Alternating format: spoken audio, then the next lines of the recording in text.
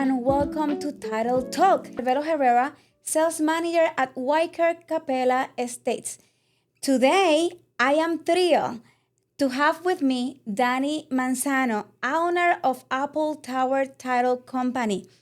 Thank you so much for joining us. Thank you, Rachel. Thank you. It's a pleasure to be here and really honored for this invite. And I hope we can share some really good insights for the audience that's watching us right now.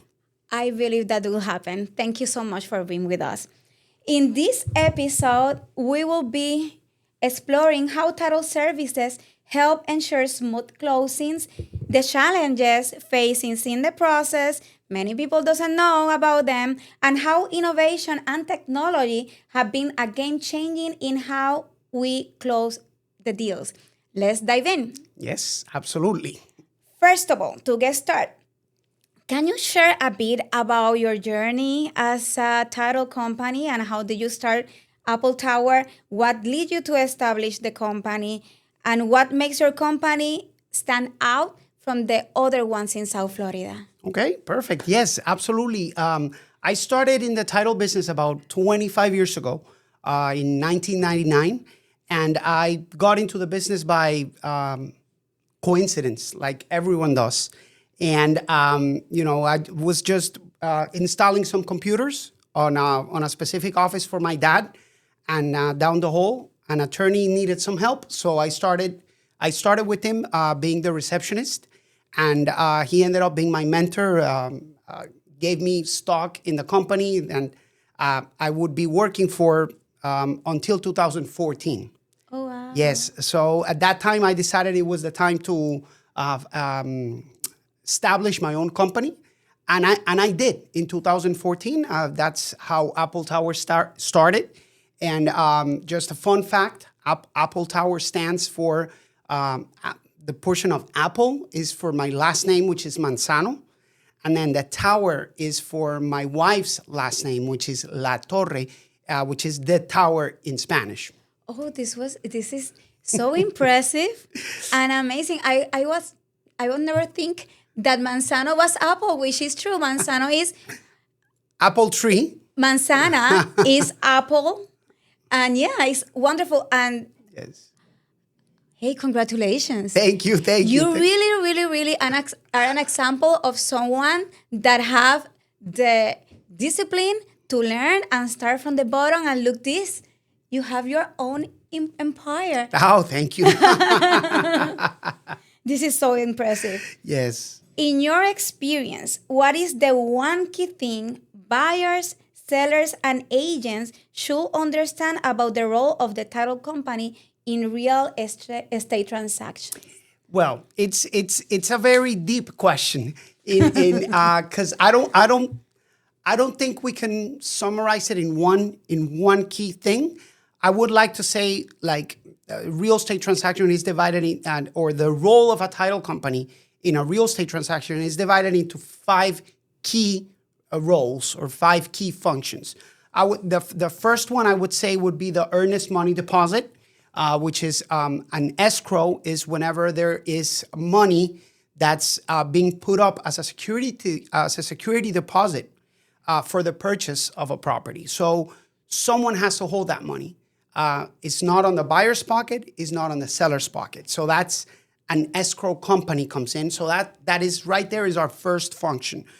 Then we do the title examination. Title examination is when we go through the records. We go to the county records, we go through the city records and make sure the property is free and clear of all liens, mortgages, judgments, etc. Whatever needs to be cleared, that's when our title closing team takes care of doing everything. Obviously, after that, we execute the closing. We sign all the documents. We notarize the documents. After that, people think we're done. And that's half of the process for us. After that, we still need to record the documents. We need to get the documents to the county to make sure that the transfer is made official, is made of record. And then after that, we still have to issue the title insurance policies. So it's a lot of work involved in a real estate transaction. It definitely is. And in all these steps that you have been saying, everything is about having security for the client. Many people doesn't understand the escrow deposit, for example, but why them? Is my money safe? And it definitely is. It's safe, secure. Is safer than have it in the bank account for a transaction that you know that is some money that you will be dispersing anyways. And the title, Yeah. insurance. You do the search. You are sure that nothing happens with the title, so you can close.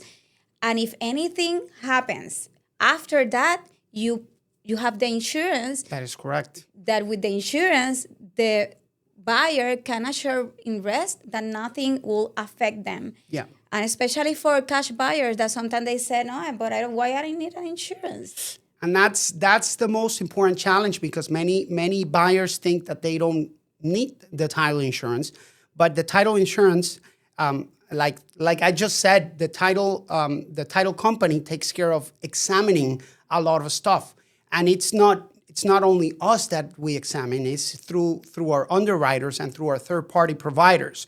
So there's and this I say this because every time there's a human looking at anything, there's spaces for mistakes or for misinterpretations. And this happens quite a lot in title. And the only thing that's going to cover you in that case, in that event, in the event of a mistake, of an examination mistake, is the title insurance policy. And not only examination mistake, because sometimes a lien is on their way, right? Uh-huh. And then it can hit the property if you don't have the insurance. That is correct? That is correct. Yeah. Those are called hidden liens. Yeah, where, if you don't do the search correctly, if you don't examine it correctly, then you're going to end up with a lien. And if you don't buy your title insurance, you're unprotected. So it's very important. So it will be your responsibility if you want to stay with the house. So it's important to do this. Very important. So let's switch a little bit about the year that we are talking about. And I would like to ask you, what are some of the most common title-related challenges you encounter, and how do you help your clients overcome them? Okay, so I would say one of my most important challenges is whenever we examine title and we have to look for previous owners. So this happens a lot where, there's a corrective documents that need to be drafted, and it's 2 or 3 owners before the seller. So it is a big challenge, and sometimes we have to even get detectives involved. Yes, personal investigators, to make sure we get to that person that needs to sign that corrective document. And even when we find them, the objection comes out. Why do I need to sign something? I sold this property 15 years ago. Why am I being contacted now? So there's a lot of hidden title defects that people think, will not affect, but then throughout the pass of time, then something happens that triggers that title defect to comes in. And it is fixable if you cannot find that person? Yes. So at the end, there is always a fix for everything. So at the end, if you're not able to find that person, you have to do what we call a quiet title action, which is a lawsuit. It's very costly, but at the end, yes, it can be fixed. But to summarize, what I'm trying to convey is, if you would have had title insurance, that wouldn't happen. That wouldn't happen. And even if it happened, the title insurance will come in and make sure they defend your title. Now I understand. It makes completely sense. Yeah. And could you share with us a real life example of a particular very complex title issue that you have resolved successfully? Yeah, I have a bunch of them, but the one that is in your mind is yes. like, oh my God, we survived. So yeah, recently we had a deal where the association foreclosed on a person, this person had a mortgage at the time, and obviously the lien of the association is always inferior to the lien created by a lender, meaning the lender always has priority over the condo dues. Okay? So, but the condo association could choose to foreclose on an owner, on a homeowner that has failed to pay their condo association dues. So that was the case. The person, the condo association foreclosed on the owner. This was 13 years ago. And now they never made a payment on that first mortgage, even though it was due. The mortgage company never attempted to collect the debt either. So it's like, okay, the association now wanted to sell the property, but the mortgage was still outstanding. So now we have to look to see who is the servicer that has that loan in their books to be able to get a payoff. So it was very, very hard to locate that company. And once we were able to locate it, to explain that their borrower is not the seller of the property was even worse. But at the end, we had to go through hoops to be able to get a payoff. And we finally managed to be able to complete that sale. That sounds very familiar. Is that file the Yes. one that we just closed last week? Yes. Yeah. Well, congratulations and thank you. Because that file was very hard and I feel like we made it. Yes. Thank you. It was a great team. Yes. Thank you so much and congratulations. My pleasure.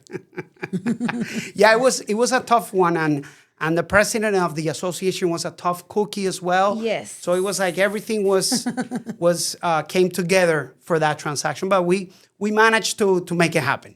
That happens when you have the best on charge. Yeah, thank you. In your experience, what common mistake do realtors and buyers sometimes make that can delay the closing? And how do you work to avoid those pitfalls? I think it summarizes into one thing: time periods, timelines.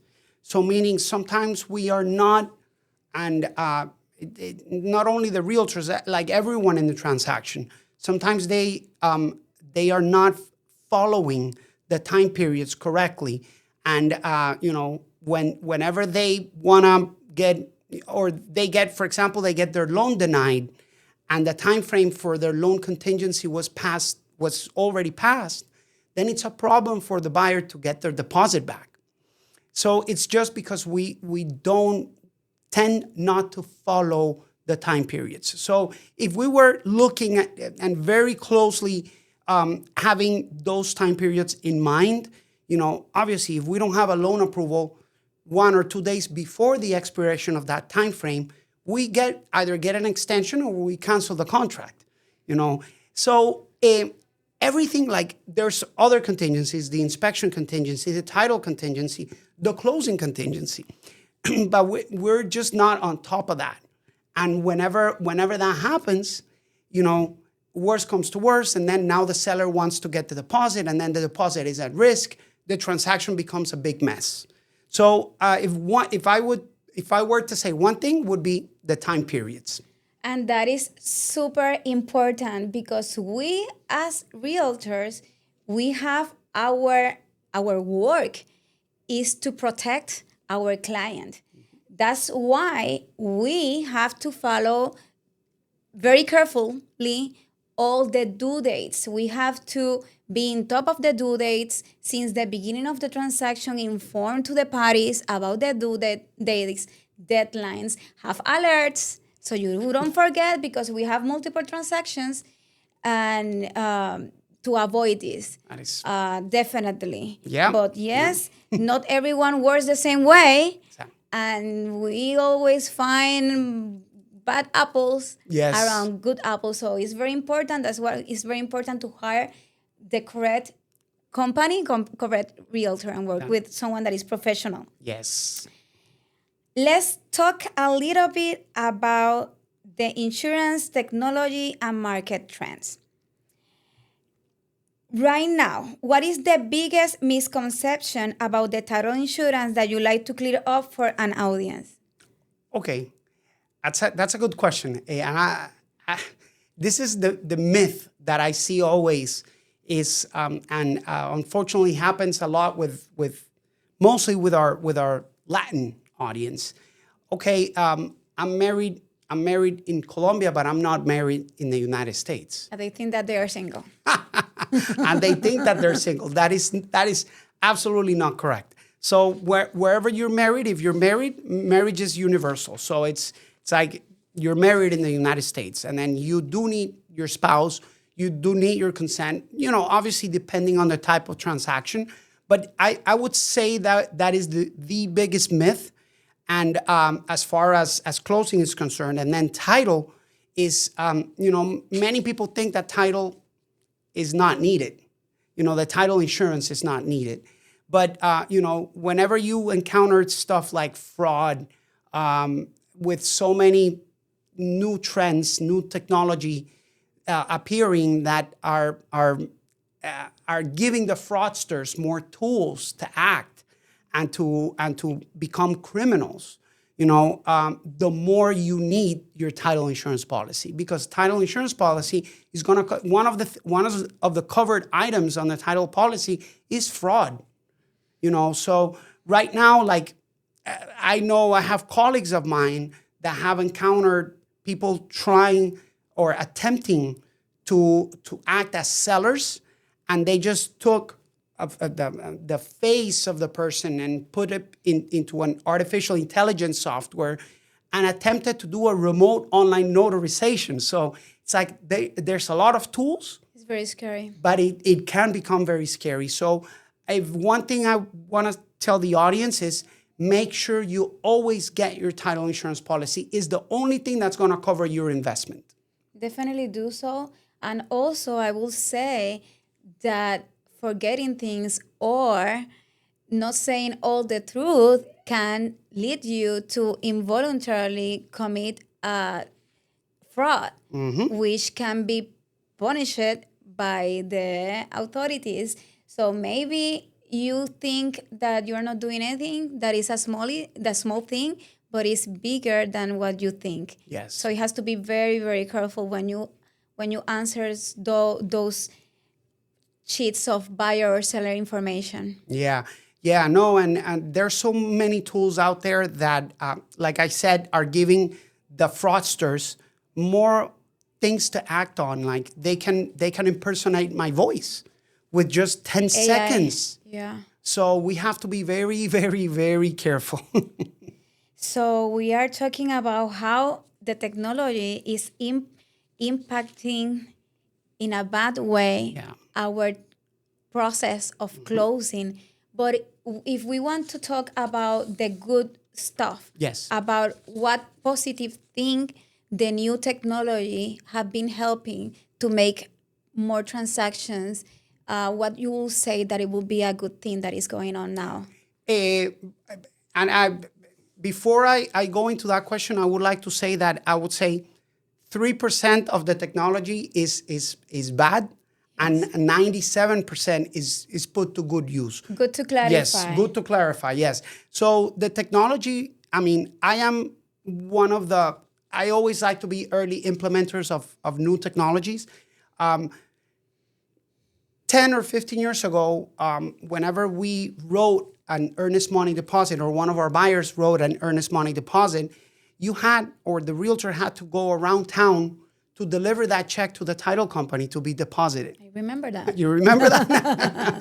So we're actually the first company in the state to have technology where the client could deposit the check on their phones, just like they were depositing into your bank account, but it would go into escrow. So that is one really, really good advance of the technology, because we were able to put the banking technology into use to make the sales cycle much faster and to make it easier for the client to make their escrow deposit and avoid falling into, time periods where, you have 3 days to deposit. So if you don't deposit within those 3 days, you could be called on a default. Definitely. Having said that, as far as closing technology, in 2020, believe it or not, it was right 2 months before the pandemic hit. The remote online notarization was put into effect in the state of Florida. 2 months before. 2 months before. Just in time. Yeah, and It was like almost planned. Yes, yeah, yeah. I share a story because this act had been talked upon for about 10 years before that. So it's like, okay, we are coming up with digital closings. We're coming up with digital closings, but the law never enacted in Florida until 2020. I started my notary commission, my electronic notary commission, to be a remote online notary towards the end of 2019. And 2020, in February, mid-February, my commission was approved after 3 months of back and forth with the state. And it turned out to be that I was one of 3 remote online notaries that were approved by the state when the state closed the office. Wow. So it was the pioneers, part of the pioneers, and the ones that were able to close deals when everyone else were unable to work. Exactly. Wow. So, and that's why I was saying it's a good story, because even my own underwriters were calling me, Danny, can you assist with this closing for your colleague, for my another title company? So I helped a lot of colleagues to close transactions because you couldn't do it there was no other option. With these histories, you are reconfirming that you are awesome in what you do. Oh, thank you. Congratulations again. Thank you. About South Florida real estate market heading in the next few years, what do you foresee that will be happening in terms of title services? Okay, so I think we got hit with a very tough 2024, where number one, it was presidential elections, so the election year is always a tough one, and number two, the whole industry went through a big change, which was the commission, the commission structure, where it went to buyer paid commission. Yeah, compensation change. Yes, so there was a lot of stress put up into the real estate market, and then on top of that, interest rates.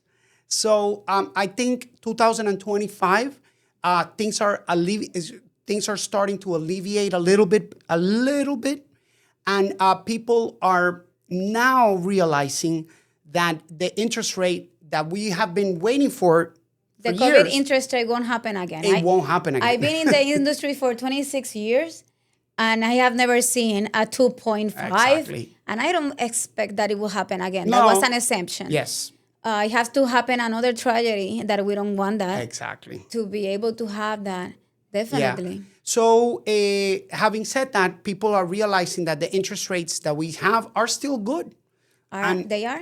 And they now realize that the good time, and I want to say it on camera, the good time to buy the property is whenever you can afford it. You don't have to wait for the sales prices to come down or for the interest rate to come down. It's whenever you can afford it. Yeah, that is fixable. You can do a refinancing in the future if it's convenient, but it's a good interest rate. When I started in this industry back in 1999, it was 8% or even more. Mm-hmm. And I was still having lines of customers trying to buy the properties. Exactly. So, yes. Yeah. Plus, Florida, we're talking about Florida real estate. Florida is very privileged as far as the geographic location of it. Yes. We are in the United States, but we are a little peninsula with Caribbean water. So everyone wants to be here. So literally everyone wants to move to Florida. Everyone wants to move to Miami. So and also people have been understanding that the changes that have been happening, they are really good in terms of the compensation for the buyer. Oh, yeah. Now you have someone legitimately working on your behalf with a contract. So it's hiring your agent for real completely. Yeah. So this is good changes. Yes. Now, for the benefit of our listeners, especially realtors and investors, what key advice will you offer for working effectively with a title company? Communication. Be proactive. Be as proactive as possible. Communicate with your title processor. Open the communication. Don't keep anything for yourself. The more clear is your communication, the more transparency there is in a transaction, the better it will end up being. If you hide something in a transaction, let me tell you that it will come and haunt you right at the moment that you least expect it. So that is one key thing is communication. Just be on constant communication. We try and have automated communication going out to the buyer, the seller, the realtors, the lenders, the attorney. But there is nothing like getting a phone call, getting your phone and calling people and talking and just keeping the communication open. Not being afraid to communicate some things that maybe you think, oh, how can I say this? Because it's like when you are going to a doctor. If you don't say all the symptoms that you have, you won't be able to help you. So definitely, I know that you will look the best way around to work even in difficult situations. For example, I mean, a very quick example. If you want to buy a property, and to buy that property, you have to sell your other property. Why are you going to hide the fact that you need to sell that other property when that has to actually be a contingency on your contract? Because if you don't sell that other property, you cannot buy the new one. So why are you going to jeopardize, or why are you going to put money at risk? So just be as open as possible, as proactive as possible. If that's not the right property because the seller is tough and he doesn't want to take that contingency, maybe that's not the property for you. Open up the communication. Yes. And this also applies to home buyers. Thinking about home buyers, when you have as a title company a home buyer that is not represented by a realtor, that is on their own, do you see difference in the flow, in the process of when they have the help of a realtor? 150%. Yes, because and I think sellers have been getting more savvy, and also buyers have been getting more savvy. Both of them knowing the fact that they actually need some professional representation. So, and I see, I mean, from the get-go, contracts are not filled out the way they're supposed to be filled out. And then at the end, one thinks that the other is going to be paying for something, and the other thinks that the other is paying for something. And, they start into a conflict, an unnecessary conflict, just because the contract was not filled out correctly. So, yes, absolutely. There is night and day difference, as far as, because when we as title company talk to the professionals, to the realtors, they tend to know how to filter the communication and the information to the client. It's very, very important. Thank you for that. Yes. And it's really, our work is very hard. It's not only showing homes or selling homes. It's much more than that. Yeah. Oh, that I know. Yes. As we come at the end of our discussion, thank you so much for your time. Oh, my pleasure. Do you have any final thought or upcoming initiatives of Apple Tower that you like to share with our audience? The one last thing that I would like to share is always buy your title insurance policy, because the title insurance policy is the only thing that's going to protect you as a buyer, and is going to make sure that whatever existed before your purchase is covered by the title policy. And if you are a buyer, the other the other strong recommendation is always use the realtor, and use the realtor that represents your interests, because they are professionals and they are the ones that are going to guide you throughout the entire transaction. And we at Weicker Realtors Capella Estate are more than happy. We will be more than happy to help you in all this process and provide you with an orientation to help you buy or sell your home. Yes. Thank you so much, Danny. It has been my pleasure to be here with you today. Thank you, Rachel. Thank you for that wisdom experience that you are sharing with us. Thank you, audience, and this is all for today. This is it for today. Thank you very much, Rachel, for the invite. I hope we shared some good insights for everyone that's watching this video. And if you need to contact us, our information is on the comment section. Thank you. Thank you. Thank you. Bye, everyone. Bye.